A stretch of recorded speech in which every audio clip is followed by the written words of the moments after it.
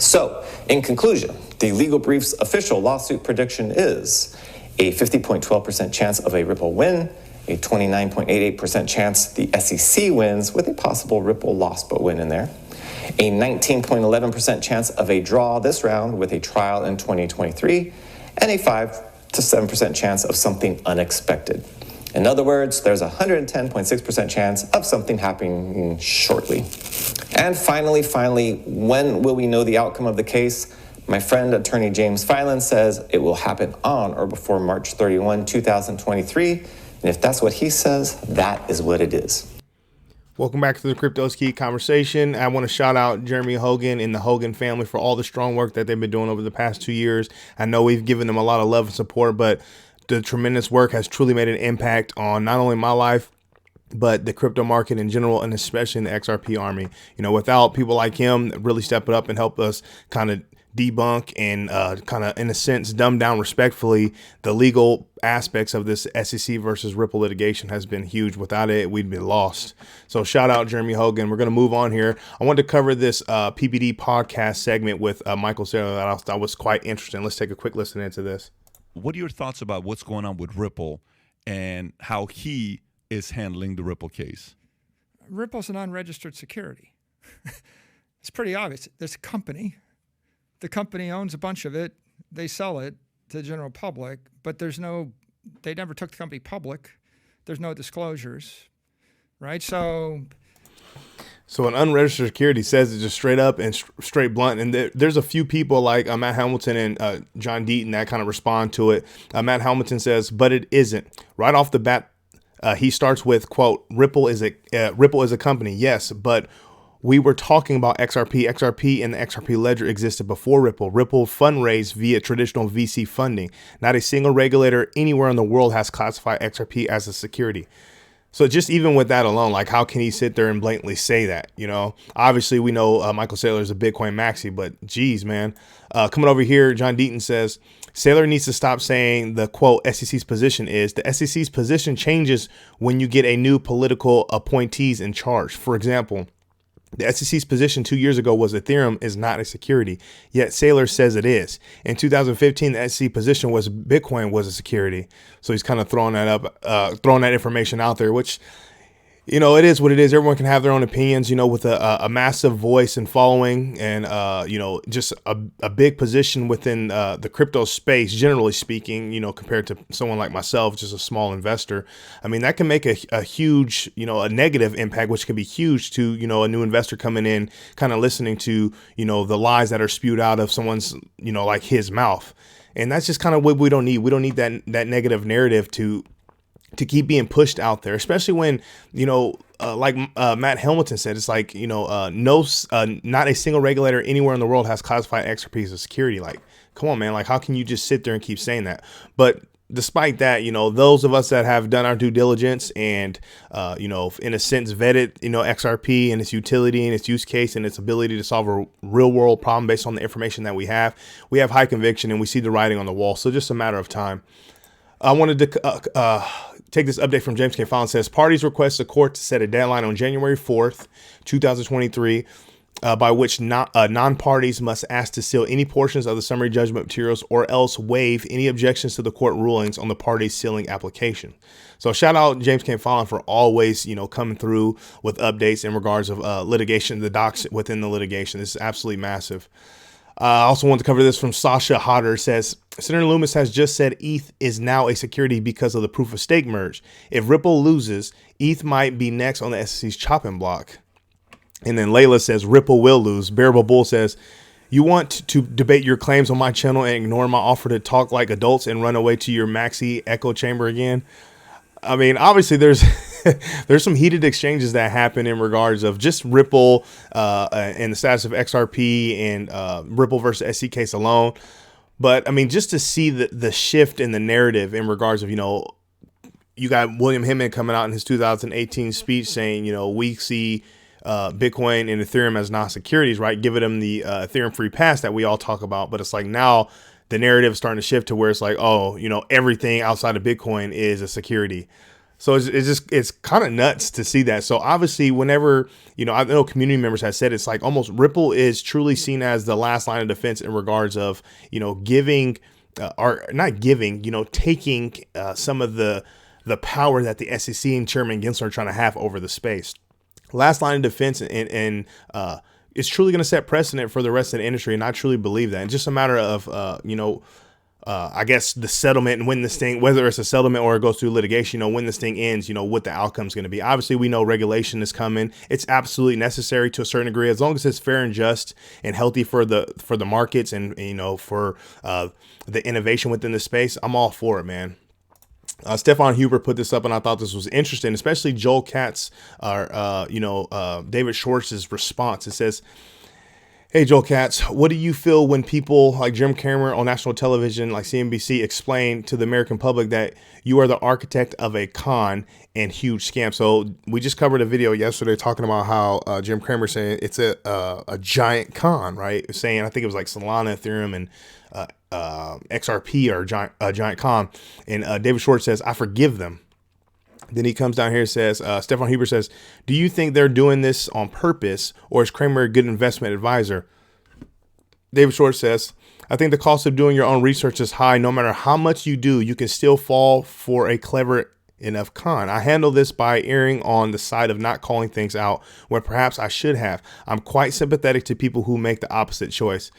So, I mean, a heck of a response, but I just think it's quite interesting how, people like Jim Cramer and, these mainstream medias, obviously we know they're owned and ran by, I wouldn't say, I guess we could say the powers that be, or just, money, right? They're influenced by money. The money that funds them tells them what to do and say. So it's almost like it'd be better if we had people really in there that, truly spoke on things that they believe in based on the information they have, and it's not no bias or anything. It's just straight facts based off of, use utility, and just, I guess you could say formation of a team behind a blockchain company and project.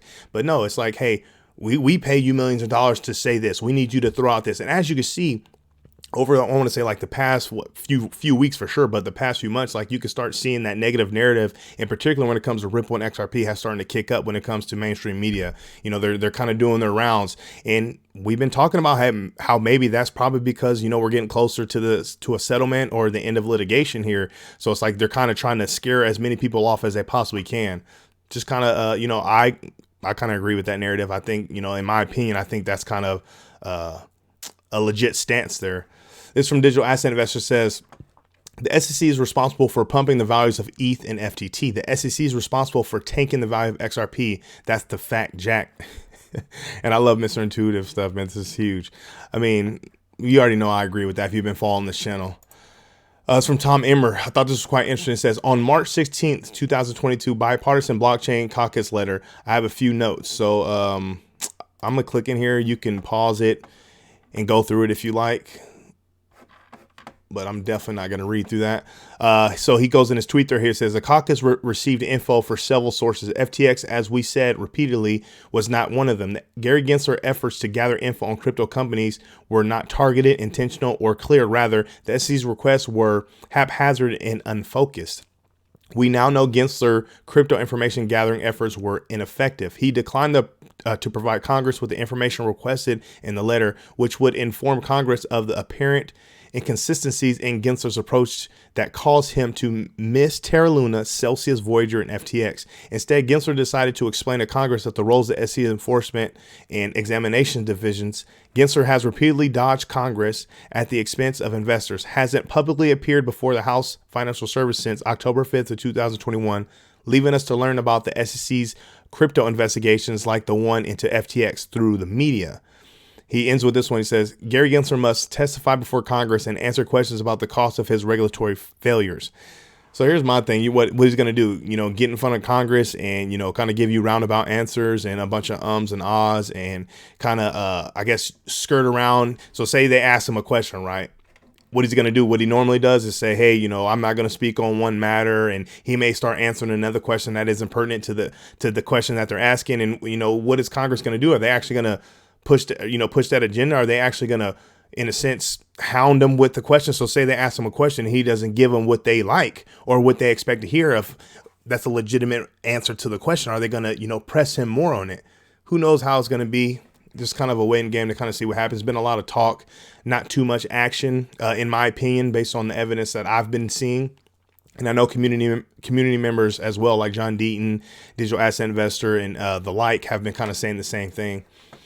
This is from James K. Fallon. Says the media in Washington need to stop giving Sam Bankman-Fried a soapbox for which he can whine.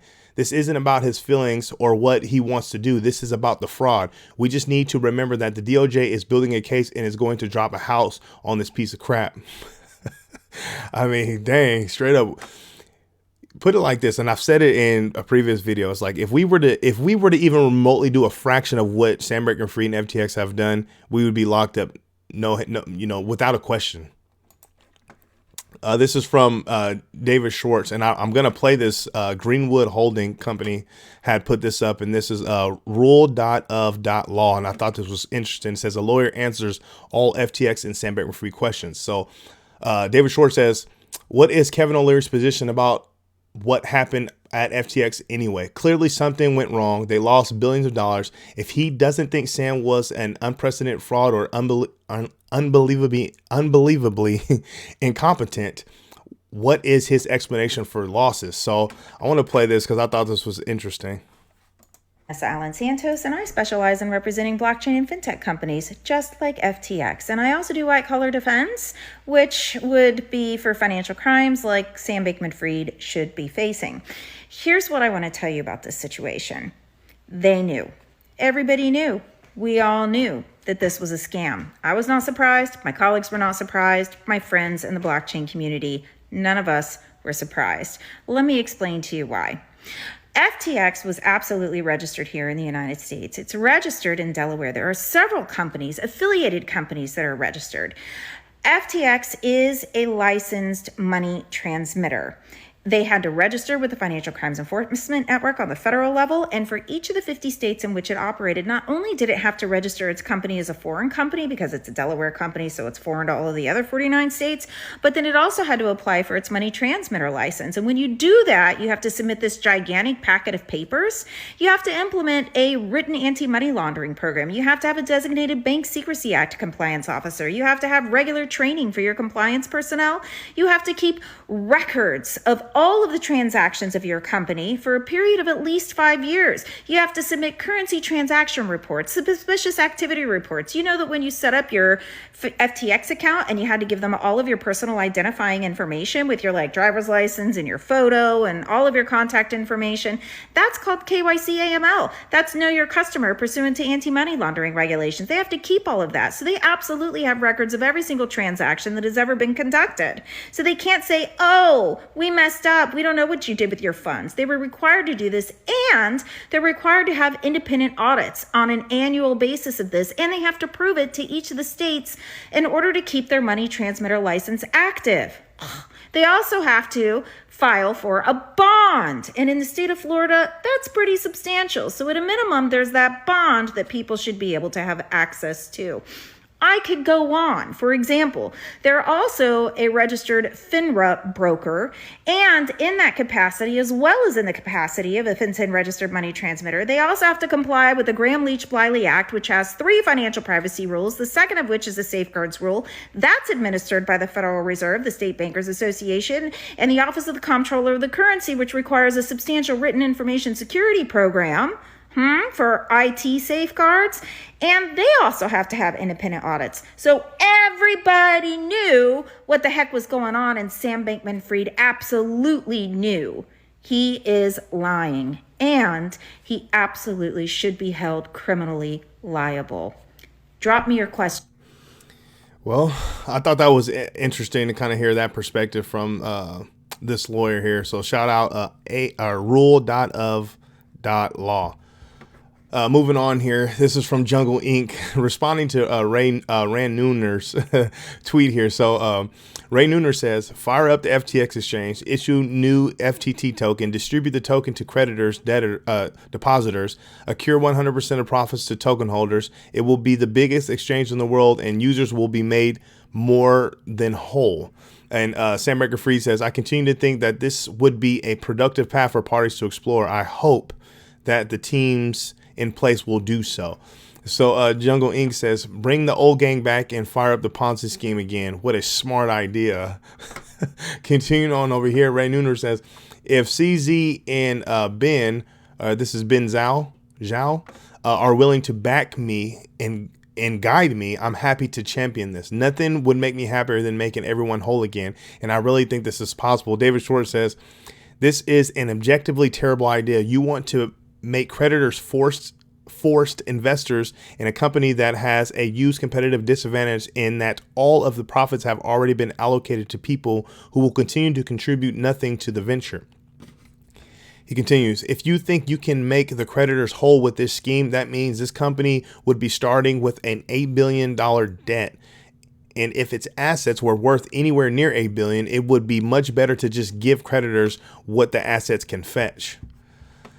Man, that was crazy, man. Coming over here to CoinGecko, we're still under a $900 billion market cap. We're at $889 billion. Bitcoin sitting at 17,141. Ethereum sitting at 1264. XRP sitting at 38 cents.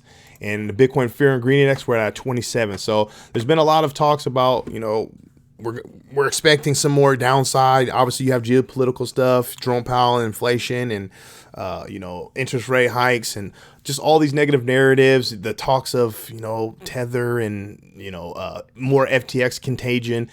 A lot of negative narratives out there in regards of seeing more possible downside. Despite anything, this market has seen ebbs and flows. A lot of negative narratives, ups, downs, spins arounds, everything sideways.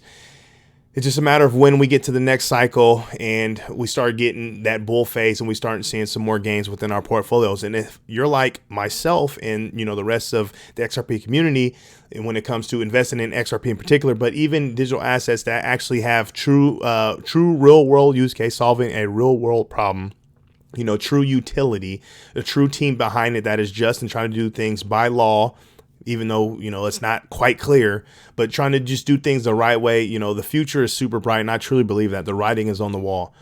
But that's what I have for you today. Make sure you come to the Crypto is Key Conversation YouTube channel. Subscribe, follow us on Twitter at Crypto is Key 1. I really appreciate you guys' support. And like I always say, stay strong out there. Be safe.